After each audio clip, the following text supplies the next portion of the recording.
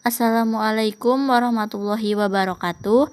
Perkenalkan, nama saya Norma Apriliani dari Prodi S1 Gizi semester 4 Stikes Husada Borneo. Di sini saya akan mempresentasikan tentang asuhan gizi pada penyakit infeksi.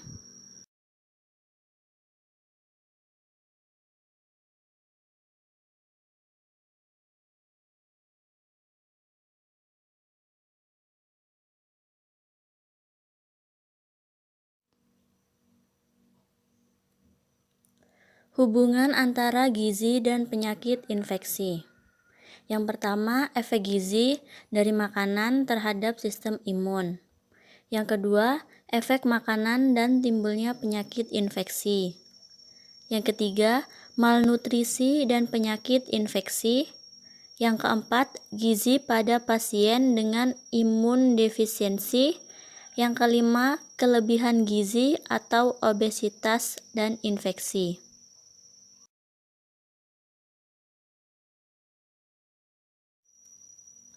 Rekomendasi untuk terapi nutrisi pada pasien COVID-19. Perubahan metabolisme pada pasien COVID-19.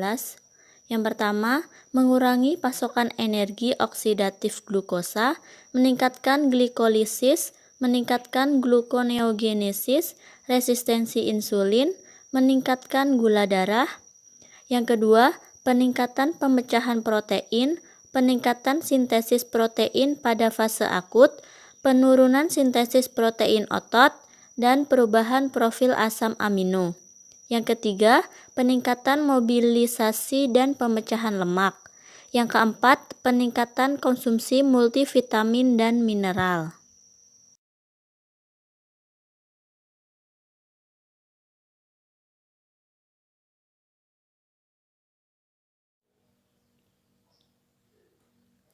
Faktor-faktor yang dapat mempengaruhi kemampuan tubuh melawan infeksi dan berakibat malnutrisi, yaitu penurunan absorpsi zat gizi, kurangnya asupan vitamin dan mineral, gangguan metabolik, pola dan kepercayaan yang salah, anoreksia. Dari faktor-faktor tersebut, dapat menurunkan ketahanan tubuh terhadap infeksi sehingga terjadi malnutrisi.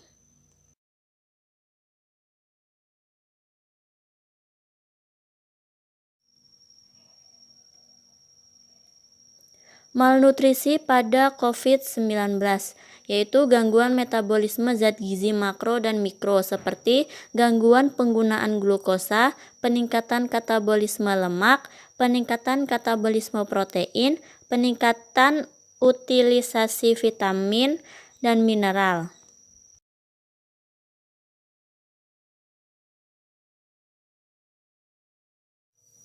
Selanjutnya, kurangnya asupan seperti penurunan nafsu makan, dispnea, gangguan kesadaran, diare, mual, dan muntah. Kondisi ini terjadi jika virus menyerang git sehingga terjadi malabsorpsi dan kehilangan zat gizi. Malnutrisi untuk energi seperti demam dan peningkatan kapasitas kerja otot pernapasan.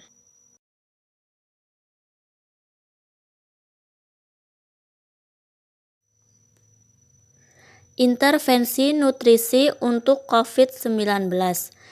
Untuk kebutuhan energi dalam kondisi stabil 30-35 kilokalori per kilogram berat badan ideal per hari. Kelompok yang tidak gemuk 25-30 kilokalori per kilogram berat badan ideal. Kelompok terobsesi BMI 11-14 kilokalori per kilogram berat badan saat ini. Obesitas morbid 22-25 kilokalori per kilogram berat badan ideal per hari.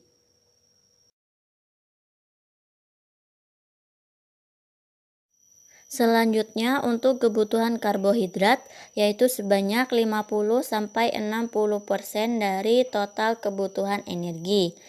Perhatikan pemberian karbohidrat terhadap pasien dengan kondisi diabetes.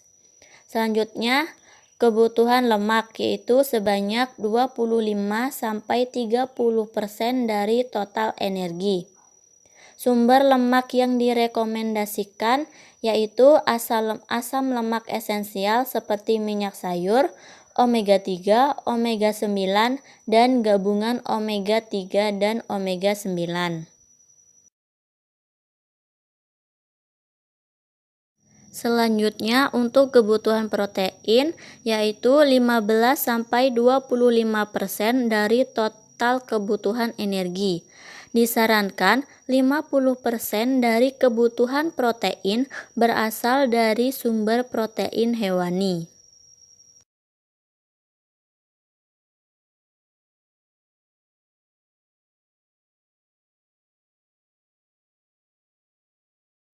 Rekomendasi intervensi gizi untuk kebutuhan vitamin. Yang pertama, vitamin A berfungsi melindungi mukosa mulut, lambung, usus, dan pernapasan dari resiko infeksi. Usia di bawah 5 tahun, kebutuhan vitamin A yaitu 350 mikrogram retinol ekuivalen. Untuk dewasa sebanyak 600-990 retinol ekuivalen. Yang kedua, vitamin C berfungsi meningkatkan pembentukan antibodi untuk sistem imun. Rekomendasi untuk kebutuhan vitamin C yaitu sebanyak 200 mg persegi.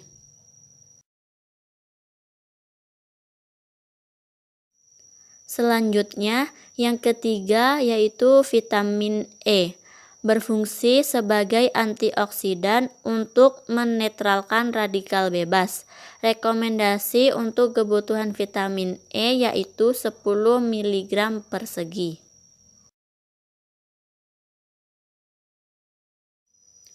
Rekomendasi intervensi gizi untuk kebutuhan mineral. Yang pertama, natrium, yaitu sebanyak 2000-2500 mg per hari. Yang kedua, kalsium, yaitu sebanyak 600 mg per hari.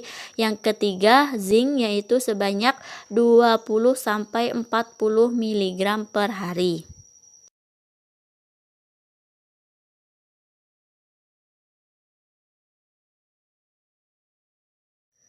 Metode pemberian makanan yaitu diutamakan melalui oral dengan porsi kecil dan sering.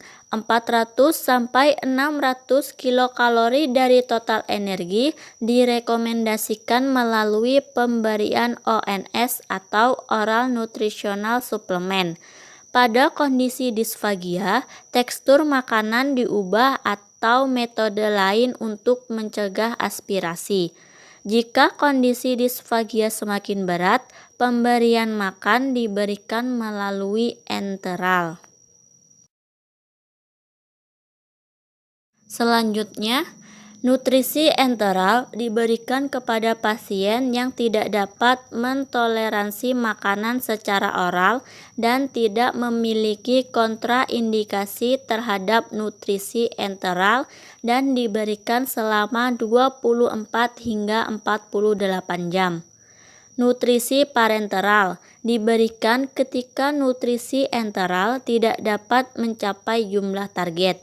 Nutrisi parenteral dapat dihentikan jika nutrisi enteral dapat menyediakan lebih dari 60% dari kebutuhan energi target.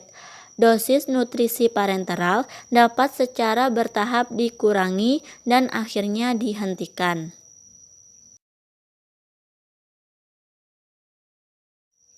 Asuhan gizi. Kegiatan asuhan gizi dan pemberian edukasi dilakukan melalui interkom, di mana fasilitas ini memungkinkan nutrisionis atau dietitian berkomunikasi pada pasien dengan baik melalui telepon yang dilengkapi dengan kamera di ruang rawat, tanpa harus bertatap muka dengan pasien.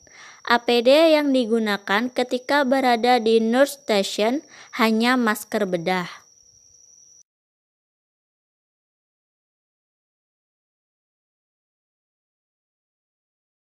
Selanjutnya, screening gizi. Metode yang digunakan yaitu Malnutrition Screening Tool atau MST, dilakukan 1 kali 24 jam. Monitoring dan evaluasi, yaitu menggunakan metode recall atau bertanya pada pasien lewat intercom, menggunakan data sekunder dari perawat yang memberikan makan kepada pasien.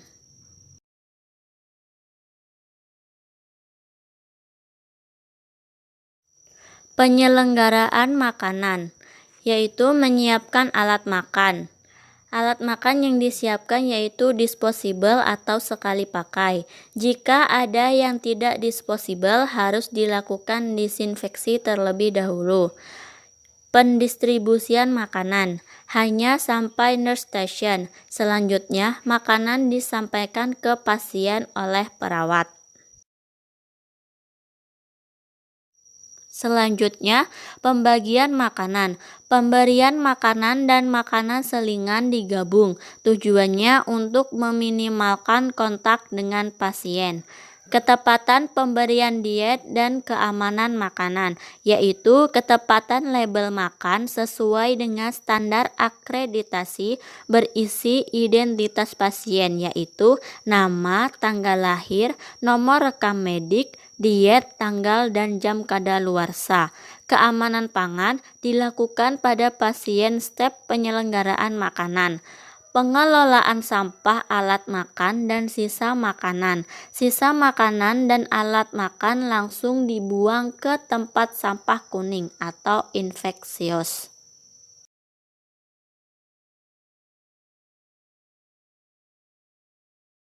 Terima kasih. Wassalamualaikum warahmatullahi wabarakatuh.